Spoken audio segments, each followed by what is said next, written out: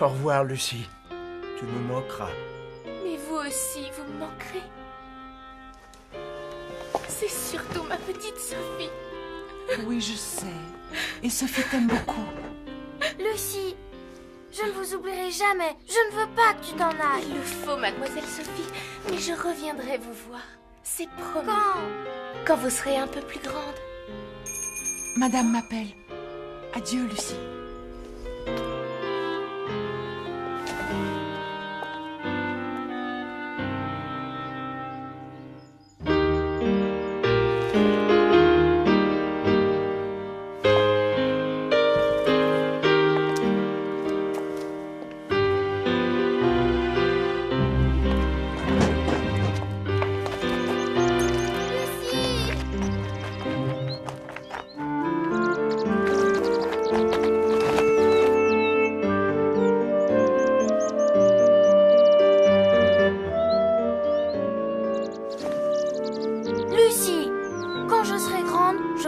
Avec moi et on ne se quittera plus. Je vais bien, ma Sophie.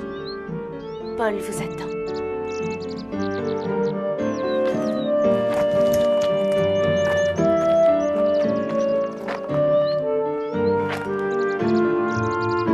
Sophie!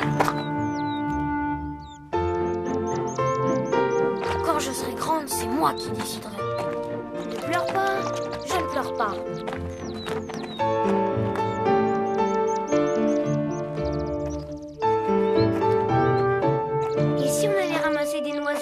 J'ai pas envie, je suis fatiguée. Grimpe sur mon dos, je te porte. Ah, si on avait une petite charrette à âne comme Camille et Madeleine, on irait se promener dans le parc, cueillir des fleurs, ramasser des noisettes. Ce serait fatigant. Pas avec un âne. Bien sûr, c'est lui qui cueillerait les fleurs, ramasserait les noisettes. En attendant, si on allait terminer notre jardin. Oh, tu m'ennuies. Je t'ai dit que j'étais fatiguée. C'est vrai, et que tu veux un âne. Eh bien, tant pis.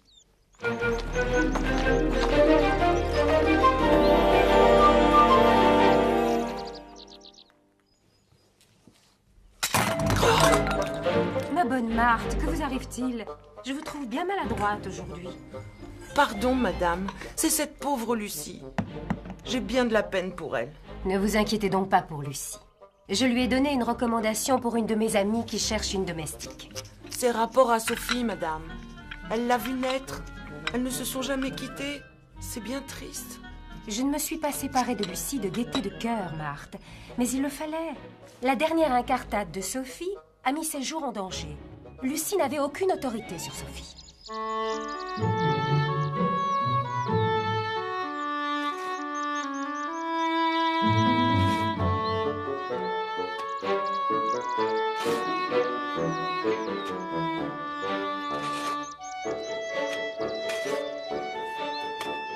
Tiens, tu as changé d'avis? Je ne peux tout de même pas te laisser travailler tout seul. Ah ah. Bon, et puis je m'ennuie, voilà. Quand même, si on avait un âne. Ah ah. Si on avait un âne. Oh là là, quelle chaleur. Oui.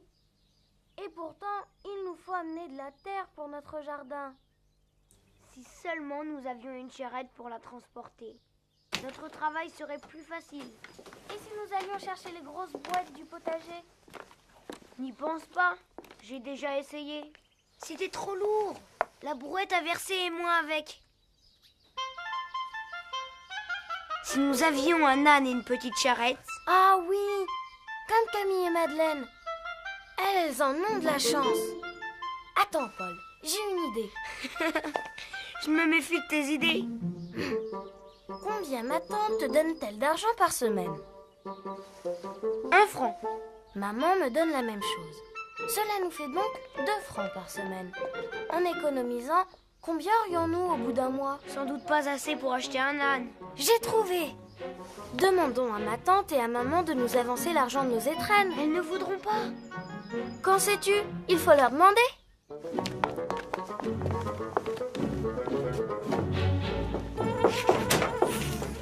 Maman! Oui, Sophie? Qu'y a-t-il? Maman, pourriez-vous me donner mes étrennes en avance? Et pourquoi cela, mademoiselle? Pour acheter un âne. Tiens donc. C'est pour nous aider, Paul et moi, à faire notre jardin. Nous avons brouetté tout ce matin pour y apporter de la terre, mais c'est comme si nous n'y avions rien fait. Il en faut tellement, et il fait si chaud. Croyez-vous donc, mademoiselle, qu'un âne brouettera à votre place? Mais non, maman. Nous mettrons la terre dans une charrette que l'âne tirera. Alors, ce qu'il vous faut, c'est un âne et une charrette. L'idée est bonne, mais je ne veux pas t'avancer tes étrennes. Oh, Paul va être déçu. Il allait demander à ma tante de lui avancer ses étrennes si vous disiez oui pour les miennes. Comme vous dites non. Non pour les étrennes. Mais je suis d'accord pour l'âne et la charrette. Oh, merci, maman. Merci d'être une aussi gentille maman.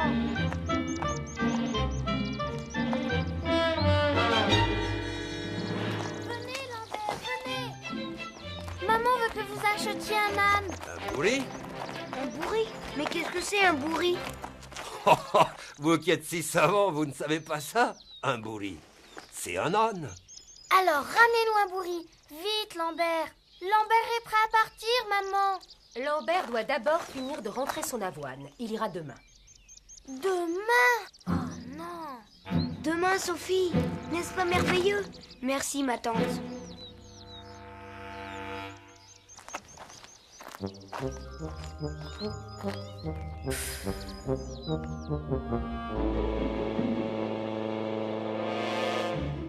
Je pense avoir été claire, Mina.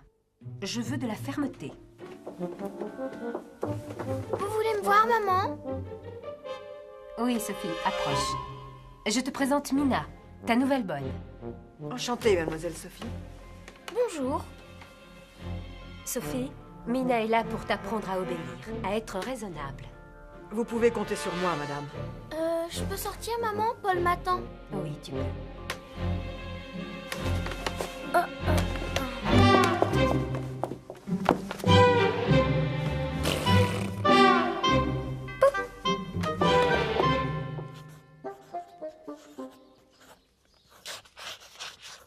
Cette Mina est horrible. En plus, c'est une vieille. Elle a au moins 30 ans. Oh, tu exagères.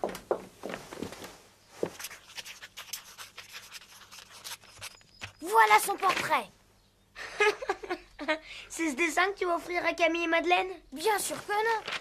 Elle se sauvera en courant. Ça serait dommage, parce qu'elles vont sûrement venir nous voir avec leurs cousins de Paris. Jean et Léon? C'est vrai qu'ils sont en vacances à Fleurville. Oh, je suis contente. Il y a si longtemps qu'on ne les a pas vus. Tu sais, ils vont certainement arriver par le raccourci. C'est mon âne que je guette. Je te rappelle qu'il s'agit de notre âne à tous les deux. C'est mon idée. Ton idée? C'est moi qui l'ai défendue. En attendant, moi j'ai un joli dessin. Je vais l'offrir à Jean. Ah non!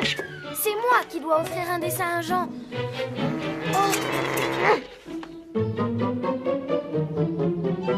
Mademoiselle Sophie, Monsieur Paul, vos amis arrivent.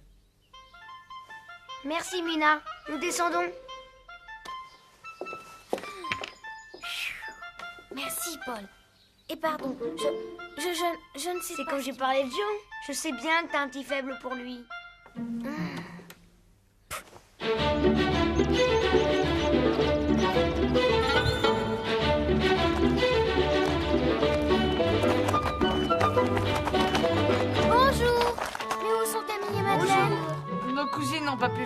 elles font leurs devoirs. Bonjour, Paul. Bonjour, Sophie. Je suis contente de te revoir.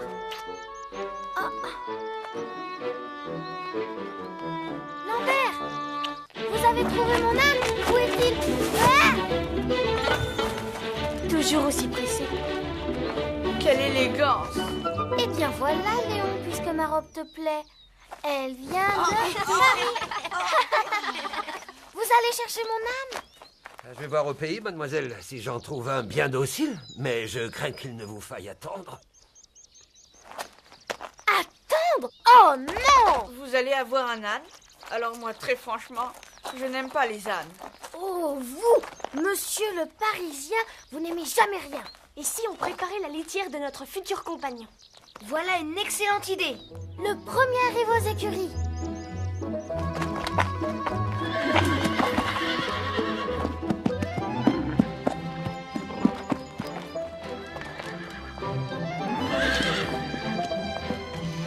Oh, ça sent mauvais. Ça sent le cheval.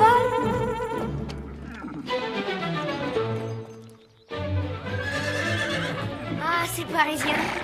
Ils ont peur de se salir. Ce serait bien ici pour l'âne. Dans la poulinière? Oh oui, je suis sûre qu'il serait très heureux dans ce petit coin. On va lui mettre de la paille.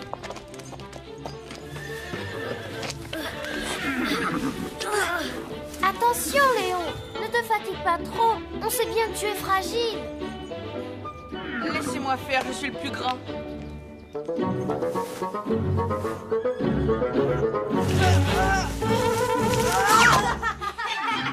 Je ne sais pas pourquoi Léon veut à tout prix salir ses beaux vêtements.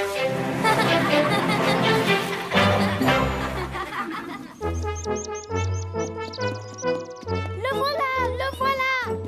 Mon âne est arrivé. Laissez-moi le mener, Lambert. Comment va-t-on l'appeler? Eh bien, Léon. Non, c'est pas bien du tout, Léon. On va l'appeler Cadichon. Comme dans l'histoire. Oui, maman, Lambert nous a trouvé le bourri. Un bourri? Voilà un mot peu élégant dans la bouche d'une petite fille, Sophie. Ce sont les gens de la campagne qui s'expriment de cette façon. On peut aller le promener, maman? Oui, mais avec Mina.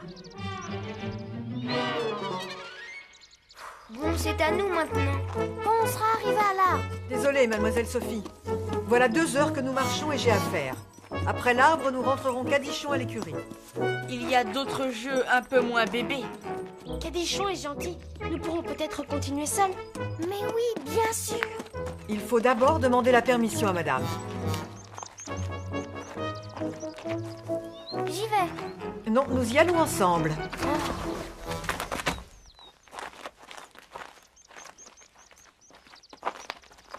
Finalement, nous allons rentrer Cadichon à l'écurie. J'en ai assez de promener cet âne. Vous êtes bien capricieuse. Il a marché 2 heures. Il faut le laisser se reposer.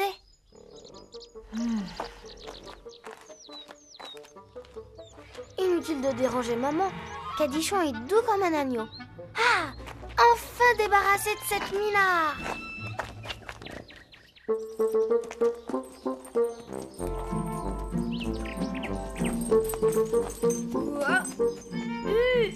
Cette âne était comme un âne. Et si on allait jouer aux échasses? Cet animal a la tête trop dure. Je crois plutôt qu'il a la peau trop dure.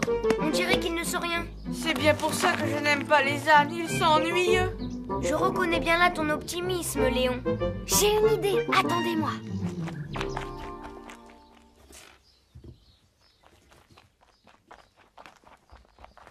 Tiens, l'heure du goûter aurait-elle sonné? Vous faites une tarte aux pommes? Mademoiselle Sophie, arrêtez. J'en ai juste assez pour ma tarte. Que voulez-vous? Des carottes pour mon âne. Marthe va vous en donner. Dans le panier, il en reste 2 ou 3.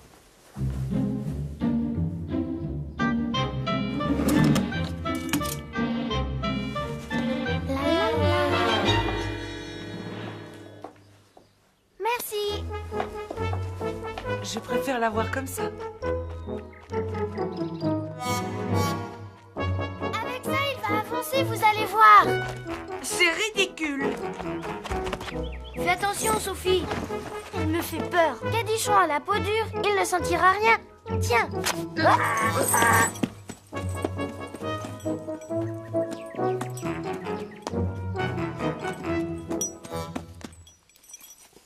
Allez, Cadichon, sois un bon petit âne.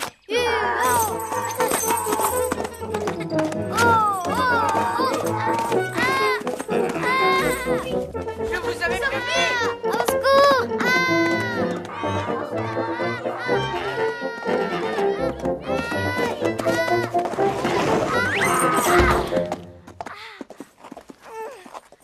Pauvre Cadichon, mais je ne lui ai pourtant pas fait de mal. C'est pas méchant de fourchette. Ça va? Oui, ça va, ça va. Oh là là, maman va me gronder. Elle va nous gronder. Oh non, je n'ai rien à voir avec vos âneries. Ne t'inquiète pas. L'essentiel, c'est qu'il ne te soit pas fait mal. Sophie, qu'as-tu encore inventé? Où est l'âne? Ici, ma tante. Que s'est-il passé? C'est pas moi, c'est Sophie. Mais enfin, vas-tu répondre? Et où est Mina? Ici, madame. J'ai accouru tout de suite. Pourquoi avez-vous laissé les enfants seuls avec cet âne? Mais, madame, je ne les ai pas laissés seuls. Vous deviez le mener à l'écurie. Mademoiselle m'a menti, madame. Il était si gentil, maman. Et tout d'un coup, il a rué et... À voir l'état dans lequel il vous a mise, ça ne fait aucun doute. Oh, madame, voilà pourquoi l'âne a rué. L'âne n'avançait pas, ma tante. Alors, nous avons voulu le réveiller un peu. Dans votre chambre.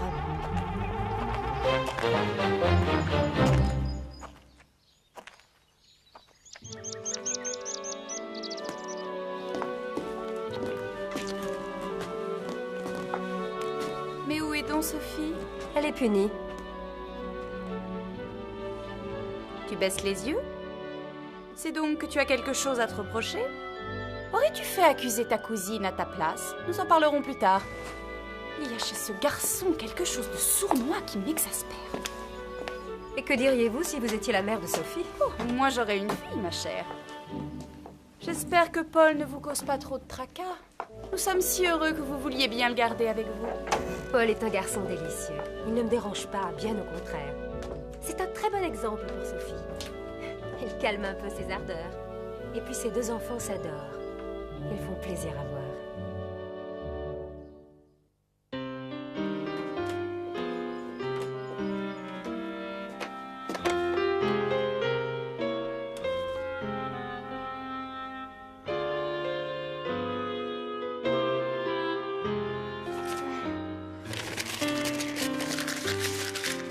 Attention, attention, regarde, je vais te rattraper. Ah, essaye de me rattraper. Regarde comme je suis à toi, moi. Ouais, t'as jamais vu ça, hein? Jean! J'arrive! Je ne sais pas pourquoi, mais j'ai toujours été très adroit sur des échasses. Essaye de me rattraper, monsieur le fanfaron. Ah, ce Léon. Je ne sais pas ce qu'il a, mais il veut absolument jouer aux échasses. Pour être plus grand que les autres. Oh, regarde-moi, regarde ce que je fais. Ah! Pauvre Léon, je suis mauvaise. Pressée et malicieuse, oui, mais pas mauvaise. Sinon, je ne t'aurais pas apporté une surprise. Oh, c'est quoi? Il faut que tu devines. Une image? Un livre? Un dessin? Pas tout à fait un livre avec un dessin et une image.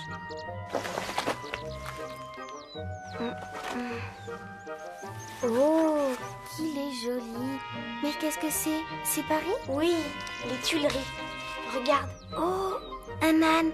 C'est toi qui l'as dessiné? Oui, ce sera notre souvenir. Attends.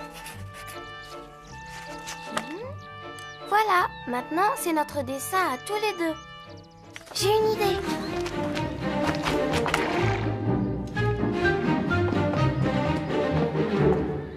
Que fais-tu, Sophie? Nous n'avons pas le droit de monter l'âne. C'est vrai, mais si je le fais atteler, je ne le monte pas. Et il peut nous promener. André, s'il te plaît, attelle Cadichon à la charrette. Bien, mademoiselle Sophie.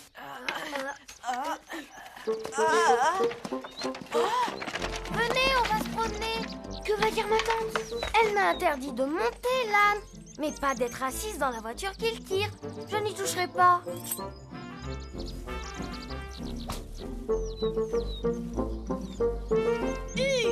Allez!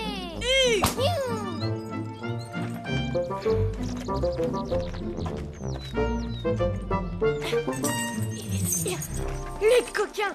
Ils sont l'écurie, voilà tout. Il faut le faire obéir. Oh, mademoiselle Sophie! Tu ne sais pas t'y prendre. Ce fouet ne vaut rien. Parce que Monsieur Léon s'y connaît en fouet. Parfaitement, j'ai vu faire les paysans. Et comment font-ils? Il faut fouetter l'âne avec du hou. Ah non! On ne va pas recommencer. Paul a raison. Jette cette branche, Léon.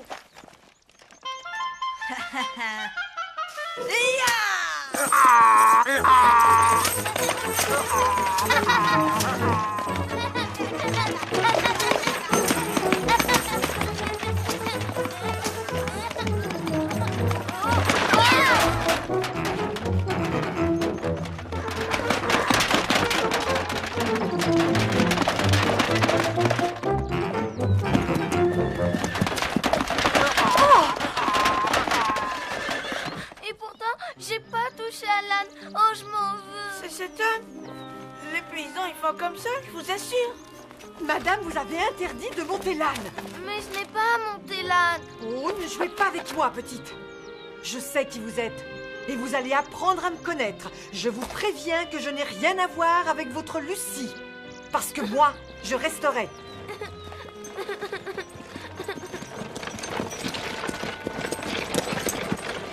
Sophie, ma tante et maman arrivent. Cette fois, il faut tout dire. Viens. Je ne veux même pas savoir qui est responsable. Lambert est allé chercher cette pauvre bête. Il ira la vendre dès demain. Vous prendrez vos repas dans votre chambre. Allez.